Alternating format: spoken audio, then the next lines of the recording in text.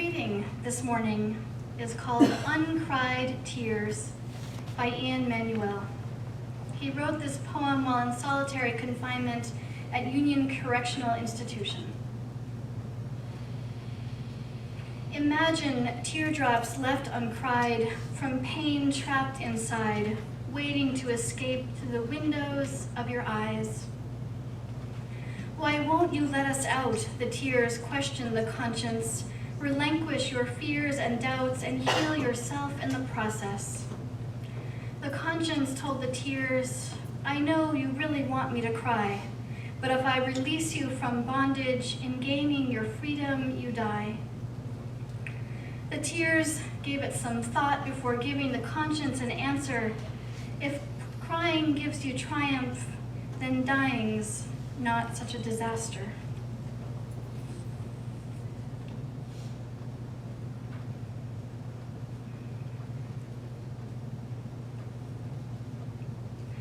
Ian Manuel was 13 years old when he and two older boys attempted to rob a couple who were out for dinner in Tampa, Florida in 1990. When the couple resisted, Ian shot the woman Debbie with the gun that one of the older boys had handed to him. The bullet went through Debbie's cheek and severely damaged her jaw. The three boys were arrested and charged with armed robbery and attempted homicide. The lawyer appointed to Ian encouraged him to plead guilty. The lawyer assured Ian that he would be sentenced to 15 years in prison. What the lawyer did not know was that two of the charges against Ian were punishable with sentences of life imprisonment without parole. The judge accepted Ian's plea and sentenced him to just that. He was 13 years old. Life imprisonment without parole. 13 years old. The correctional staff at the prison were unable to find any uniforms to fit Ian, so they cut 6 inches off the bottom of the smallest pants. And because juveniles held in adult prisons are 5 times more likely to be victims of sexual assault, the staff at the prison placed Ian in solitary confinement.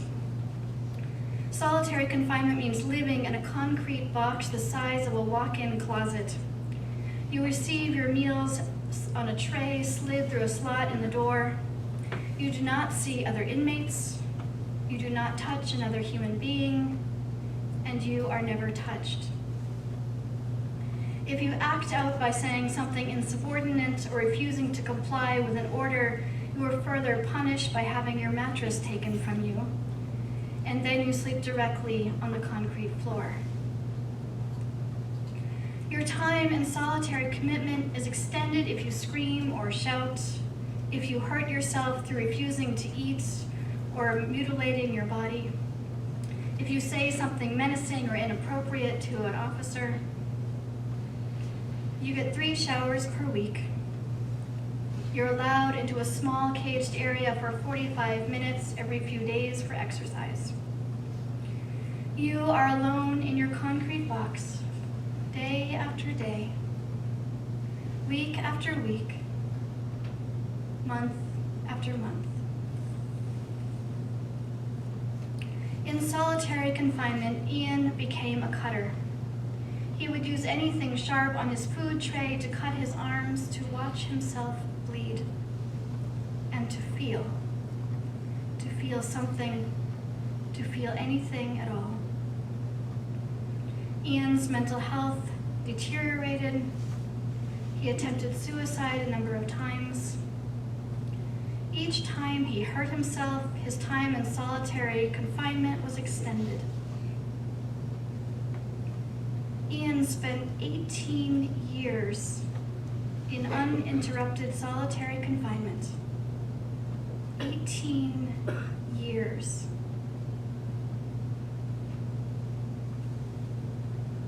Once a month, Ian was allowed to make a phone call. Soon after he arrived in prison, he called Debbie, the woman he had shot. When she answered the phone, he spilled out a tearful apology. He deeply regretted what he had done and was filled with remorse. Debbie was surprised to hear from the boy who had shot her. She was touched. That first phone call turned into an ongoing correspondence. Debbie ended up being one of the few people in Ian's life who gave him support. As a young child, he had been neglected and abandoned by his family. He'd been left to wander the streets and fend for himself with no parental support. After communicating with Ian for a few years, Debbie wrote to the judge who had sentenced Ian and explained that she thought the sentence was too harsh. She said, "No one knows more than I how destructive and reckless Ian's crime was, but what we are doing to him is mean and irresponsible. When this crime was committed, he was a child, a 13-year-old boy with a lot of problems, no supervision, and no available help. We are not children." Debbie's efforts to draw attention to Ian's case were ignored. And then there is the story of Herbert Richardson. Herbert had been on death row for 11 years when Bryan Stevenson, the author of Just Mercy and the founding lawyer with Equal Justice Initiative, began working with him. Stevenson's many efforts to persuade the courts to grant a stay of execution had fallen through. Herbert's execution would go on that evening as scheduled. Bryan drove to the prison to be with Herbert and his family in his last hours. When he arrived at the visiting room, the family had less than an hour with Herbert. Herbert welcomed him with a hug and was calmer than Bryan had ever seen him. Herbert tried to keep the conversation light. But Bryan could see how hard Herbert was working to make everyone feel better in the face of his own death. He was energetic and gracious. His family laughed and smiled, but everyone could feel the looming execution just over 2 hours away. Just before 10 p.m., the commissioner of the Alabama Department of Corrections entered the room, regretfully saying, "It's time, folks. We've got to end the visit. Say your goodbyes." Herbert's wife's soft tears turned into sobs. She put her arms around Herbert's neck and refused to let go. Her sobs turned into groaning, distressed and desperate. The commissioner returned to the room and said again, "I'm sorry, but you have to leave." Then Herbert's sister-in-law began crying, and all the other family members too. In an instant, a flood of sadness and tragedy had overcome everyone in the room. Bryan reflected, "I had not thought about how difficult this moment would be. It seemed impossibly hard for the prison officers to expect people to just calmly abandon someone they loved so that they could be executed."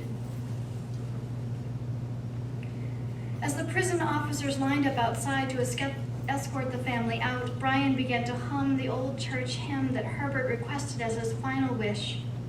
The family began to hum with him. Herbert pulled away from his wife as Bryan helped her out of the visitation room, followed by her family. The prison had made arrangements for Bryan Stevenson to be present during Herbert's execution. This was the first execution that he would be present for.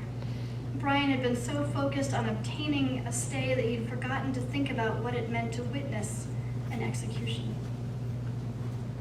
In his book, he shares that he no longer wished to be there.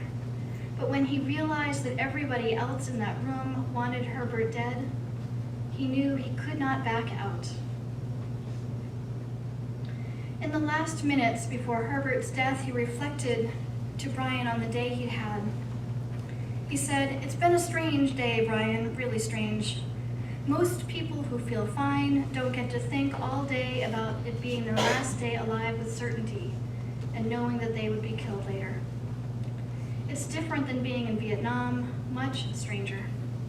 It's been strange for the officers too. All day long, people have been asking me, 'What can I do to help you?' When I woke up in the morning, they kept coming to me, 'Can we get you some breakfast?' At midday, they came to me, 'Can we get you some lunch?' all day long, what can we do to help you? Do you want water, coffee, stamps for your letters? Herbert went on, it's been so strange, Brian. More people have asked me what they can do to help me in the last 14 hours of my life than they've ever asked in all of the years I was coming up. Brian Stevenson writes of a shamefulness about the experience of Herbert's execution that he could not shake. He wrote, "Everyone I saw at the prison seemed surrounded by a cloud of regret and remorse." He continued, "The prison officials had pumped themselves up to carry out the execution with determination and resolve, but even they revealed extreme discomfort and some measure of shame. Maybe I was imagining it," he says, "but it seemed that everyone recognized that what was taking place was wrong. Abstractions about capital punishment are one thing, but the details of systematically killing someone who is not a threat are completely different." In his book, Brian offers the lessons he has learned while working alongside convicted and forgotten people. He offers, "This work has taught me that the death penalty is not about whether people deserve to die for the crimes that they have committed. The real question of capital punishment in this country is, do we deserve to kill? Do we deserve to kill?" Reflecting upon another execution, Brian wonders, there was no excuse for him to have shot someone, but did it make any sense to kill him? I began to get angry about it. Why do we want to kill all the broken people? What is wrong with us that we think a thing like this can be okay? Brian eventually comes to understand that we are broken people, that each one of us is broken in some way. He says, "For the first time, I realized that my life was just full of brokenness.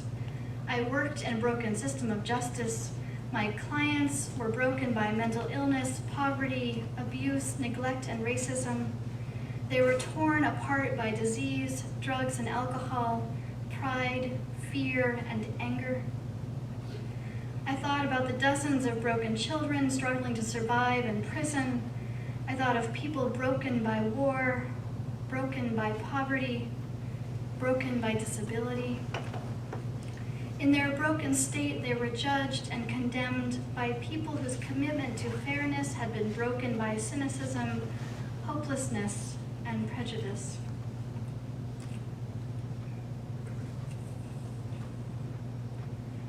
Unitarian Universalists don't usually like to think about people being broken. Our theological stance on the nature of humanity was and is a backlash to harsh theologies that propose that all of humanity is born sinful. Even the old joke says, the Unitarians believed they were too good to be punished. For some, broken sounds like sin. Broken is not sin. Broken is not evil. Broken is what happens as we live our lives. I have a sterling silver cup that I was given when I was a baby. When I received that cup, it shone brightly, perfectly smooth, but over the years it has become tarnished. As a toddler, I banged that cup all over the table as I learned how to drink from a cup and struggled to make sense of the world. That once shiny and pristine cup is now tarnished and covered with dents, nicks, and scratches. When I talk about being broken, I'm talking about the dents, scratches, and cracks that we accumulate through life. The dents and scratches we get from being hurt and from hurting others.